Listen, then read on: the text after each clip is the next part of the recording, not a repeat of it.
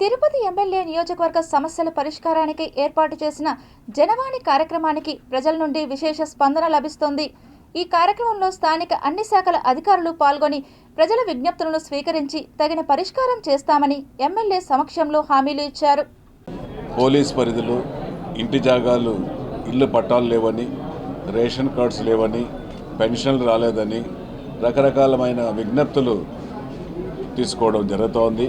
అవి అన్నిటిని కూడా క్షుణ్ణంగా పరిశీలించి ప్రభుత్వ అధికారులకు ఏ అవసరాలు వాళ్ళకు వస్తున్నాయో అవన్నీ కూడా ప్రభుత్వ అధికారుల దృష్టికి తీసుకెళ్ళి ప్రభుత్వ అధికారులు కూడా మున్సిపల్ అధికారులు, పబ్లిక్ హెల్త్ అధికారులు, ఎలక్ట్రిసిటీ అధికారులు, ఎంఆర్ఓ అధికారులు, ఇంజనీరింగ్ డిపార్ట్మెంటు, కార్పొరేటర్స్ అందరూ కూడా రావడం జరిగింది. పోలీస్ అధికారులు కూడా రావడం కూడా జరిగింది.